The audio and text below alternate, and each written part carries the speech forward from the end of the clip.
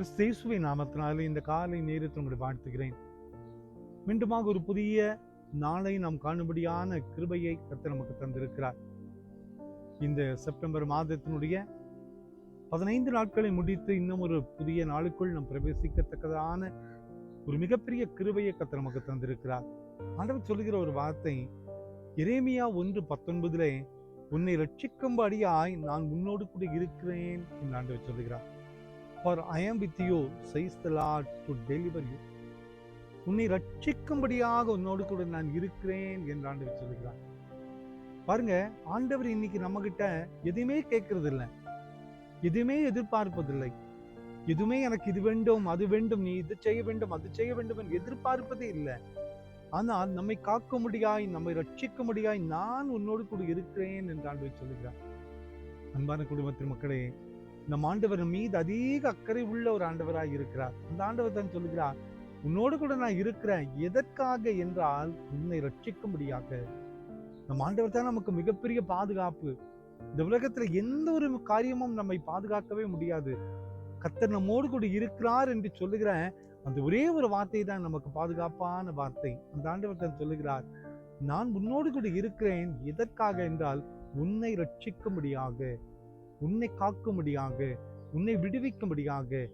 இதோ ஒருவேளை இந்த காலை நேரத்துல நம்ம ஏதோ ஒரு இக்கட்டான நிலையில சிக்கி இருக்கலாம், ஏதோ ஒரு குழியில நம்ம விழுந்திருக்கலாம், ஏதோ ஒரு சூழ்நிலையில நமது கால்கள் சிக்கி கொண்டிருக்கலாம், ஏதோ ஒரு கடன் பிரச்சனையிலே நம்ம அகப்பட்டு கொண்டிருக்கலாம், ஏதோ ஒரு வேதனை பாரங்களிலே நாம் காணப்படலாம். ஆனா ஆண்டவர் சொல்லுகிறார், மகனே மகளே, நான் உன்னோடு கூட தான் இருக்கிறேன்.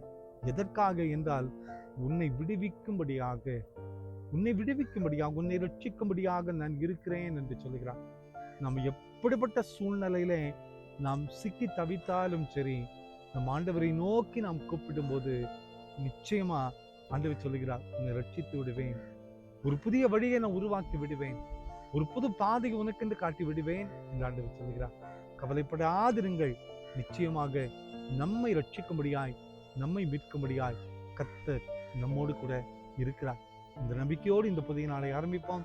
கர்த்தருடைய கரம் நம்மோடு கூட இருப்பதாக. ஜெபம் பண்ணலாமா? அன்பின் பரலோக பிதாவே, இந்த காலை நேரத்துக்காக நன்றி அப்பா. அநேக சூழ்நிலையில நாங்கள் சிக்கி தவிக்கிறோம் அப்பா. ஏதோ ஒரு பாரம், இனம் புரியாத ஒரு கவலை, இனம் புரியாத ஏதோ ஒரு சிக்கல்ல நாங்கள் சிக்கி தவித்து கொண்டிருக்கிறதை அறிகிறீரே. நீர் எங்களை ரட்சிக்கும்படியாய் எங்களோடு கூட இருக்கிறீரப்பா. அதுக்காக துதிக்கலாம். இந்த செய்தி கேட்டுக்கொண்டிருக்கிற ஒவ்வொருவருடைய வாழ்க்கையிலும் இருக்கக்கூடிய எல்லா தடைகள், கட்டுகள், போராட்டங்கள் மாறி போகும்படியாய் கிருபை செய்யும். நீர் ரட்சிக்கும்படியாய் நீர் கூடவே இருக்கிறீரப்பா. அந்த நம்பிக்கையோடு இந்த புதிய நாளை ஆரம்பிக்கிறோம். உம்முடைய பிரசன்னத்தை உணர கிருபை செய்யும். பிறந்த நாளையும் திருமண நாளையும் நினைவு கூறுகிற பிள்ளைகளை நீங்க ஆசீர்வதிங்கப்பா. உங்களுடைய மகிமையுள்ள கரம் கூட இருக்கட்டும். இயேசுவின் மூலம் ஜெபம் கல்மைகள் நல்ல பிதாவே. ஆமேன், ஆமேன், ஆமேன்.